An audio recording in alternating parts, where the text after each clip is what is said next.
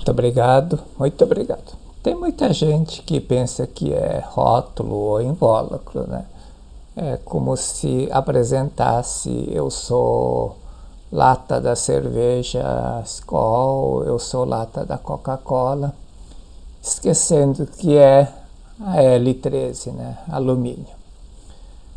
Já vi muitas vezes a pessoa se apresentar: eu sou preletor master, eu sou preletor da sede internacional, e assim por diante. As pessoas acham que ele é esse rótulo, né, esse título.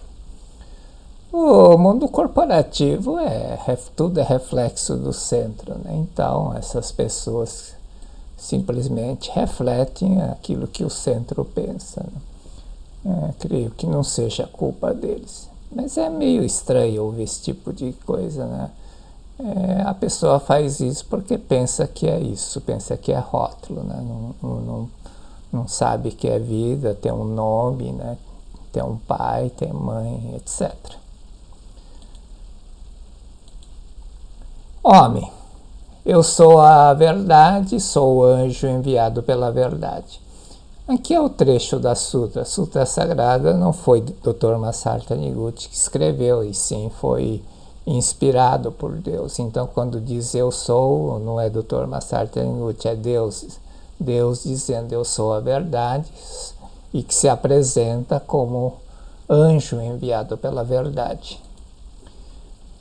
Aqui o comentário do Dr. Masaru Taniguchi sobre essa parte da Sutra. As mãos salvadoras de Deus estendem-se à humanidade de forma adequada a cada época, lugar e cultura. Deus envia líderes religiosos de cada circunstância e revela-se através deles. Os fundadores de todas as religiões que vêm salvando a humanidade são também anjos enviados do céu, né? Então, Deus se apresenta conforme a época, conforme o lugar, conforme a cultura, e utilizando a linguagem, né, daquele povo. Por isso que parece que as religiões têm diferença, mas na verdade é a única verdade, né? Então é a mesma coisa, só a forma de expressar que é adequada a cada circunstância. Sou a luz que emana da verdade, sou a luz que extingue a ilusão, né? Então está dizendo luz é sabedoria, né? Sabedoria é a luz que ilumina e apaga as trevas da ilusão, né? Deus é sabedoria também, luz que emana da verdade. Sou o caminho, aquele que cumpre a minha palavra, não se afasta do caminho, né? Aquele que obedece a palavra de Deus, né? Segue um caminho, mas esse caminho de Deus não é um caminho estreito, né? Tipo normas e procedimentos que descreve como é que a pessoa tem que comportar, como é que tem que sentar para fazer Shinsokan. Não é nada disso, né? O caminho de Deus é um caminho livre, flexível. Não é como um trilho que o trem anda em cima, né? E se vier outro trem, choca. Como o caminho da vida humana é bem parecido com estrada de ferro, né? Linha de ferro, as pessoas ficam se chocando toda hora porque não tem flexibilidade. Não é esse tipo de caminho. O caminho é um caminho livre, né? As pessoas, o ser humano caminha trilho chamado não mentir, por exemplo, ou reconciliar, ou que é mais comum, eu tenho razão, eu tenho orgulho, né? Imagina um médico, né, se trilhar o caminho chamado não mentir, né? Examina um paciente e vê que a pessoa não está bem, e se tiver que não mentir, vai dizer que você vai morrer em 15 dias. É meio absurdo, né? E o mais comum é a pessoa trilhar esse trilho do eu tô certo, eu tenho razão, tenho orgulho, né? E aí faz barraco, briga, xinga, né? Só por causa que eu tenho razão, tenho orgulho, né? E tudo porque anda em cima de um trilho estreito, né?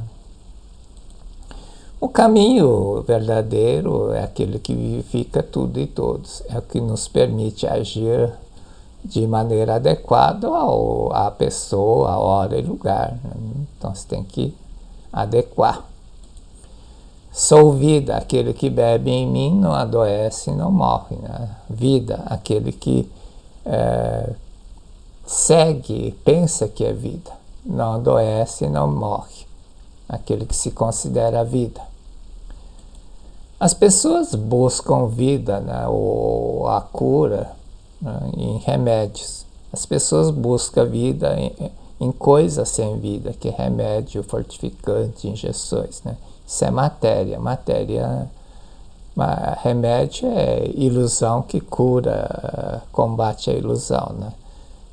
Remédio é a crença de que aquela substância cura, que combate uma crença de que doença existe. Dependendo da força da crença, se a força da crença é que aquela matéria cura for maior do que a crença doença existe, ela cura. Só a vida tem força para gerar outra vida, né? A matéria não se move, não muda de forma e nem cria. A xícara não sai do lugar, né? Você já viu a xícara sair do lugar e gerar uma xicrinha, né? Acho que não, né? Eu, pelo menos, nunca vi. Matéria é isso, matéria não consegue mover nem gerar outra vida. Então, por que você se apoia na matéria? Se apoiar na matéria, você não vai conseguir nada. É o nada apoiando em nada, conforme diz o Dr. Masaru Taniguchi. Só a vida, né, consegue conjugar esses verbos: criar, progredir, crescer, desenvolver, etc. E aí, quando eu te pergunto o que você quer, né, no futuro, né, qual a tua pretensão, qual o teu plano no futuro, a pessoa diz: eu quero progredir, eu quero crescer, eu quero desenvolver. Isso só acontece se a pessoa se considera como vida. Se a pessoa se considera como matéria, mero corpo material, não consegue conjugar, não tem criatividade, não consegue progredir, não consegue crescer, não consegue desenvolver. Matéria é matéria, é simplesmente arrastado pelos outros. O mundo fenomênico, quando fala mundo fenomênico, está se referindo a Sangai, né? Sangai seria 3 mundos: o mundo terreno, o mundo mental e mundo espiritual. Tanto o mundo terreno, como o mundo mental, como o mundo espiritual são mundos fenomênicos. Mundo fenomênico é aquilo que é perceptível, 5 sentidos, constituído de retícula de tempo e espaço. Seria o mundo terreno, né? O mundo terreno é perceptível.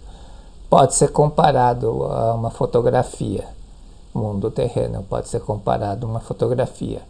A imagem fotográfica é formada de pontilhados, né, ou pixels, né, a tela que estão vendo é formada de vários pontos, não sei quantos mil pontos, né, pixels. Quanto mais ponto tiver, mais nítido fica a imagem. A foto impressa de uma pessoa é pontilhada, bidimensional, é plana, né? E estática, enquanto a pessoa concreta é tridimensional, tem volume, tem mobilidade. A pessoa e sua foto se identificam, mas são substancialmente diferentes, né? Então, está se referindo ao homem criado por Deus e o homem manifestado aqui. O homem manifestado aqui seria como uma foto. Aqui é tridimensional, diferente. É como se você estivesse vendo sua própria foto, né? Não é você, mas também, né, tem uma identidade entre aquela fotografia e você, né? Não pode negar. Mas que a foto não tem nada a ver com você, né? Por isso que são diferentes. Da mesma forma, a grande diferença entre o mundo da essência, né, e o mundo fenomênico, entre o homem essência e o homem fenomênico. Embora parecido, foto é parecido, tem suas características, Mas o fato de serem diferentes não significa que eles sejam alheios um ao outro. No caso aqui, o homem fenomênico, o homem aparência, o homem fenomênico. O homem fenomênico, que é o segundo, é uma espécie do primeiro, né, que é o homem essência. Sutra Sagrada, capítulo Homem. Homem não é matéria, não é corpo carnal, não é cérebro, não é célula muscular, nem é o conjunto de tudo isso, né? Depois vamos entrar nessa parte aqui. Deus é a fonte luminosa do homem, o homem é luz emanada de Deus. Aqui a fonte é luz, todos raios de luz. Não existe fonte luminosa sem luz, nem existe luz sem fonte luminosa. Assim como luz e fonte luminosa são um só corpo, Deus e homem são um só corpo. Não existe lâmpada sem luz, não existe luz sem lâmpada. Lâmpada e luz são uma coisa única. Não existe fonte, não há como ser fonte de luz se não emitir luz. E não existe luz se não tiver fonte para emitir a luz. E assim é a relação entre Deus e homem. Deus e homem também é uma coisa só, embora pareça estar distante, né? Aqui é o raio de luz aqui parece que está distante da fonte que é o Sol, mas é uma coisa ligada, única. Então, Deus é fonte de luz e o homem é a luz emanada de Deus. Aqui a fonte de luz e aqui o homem. Deus é fonte de luz, né? Ou aquilo que e nós somos luz emanada de Deus. Deus é de Sou e nós somos luz emanada de Sou, ou seja, nós somos de Sou.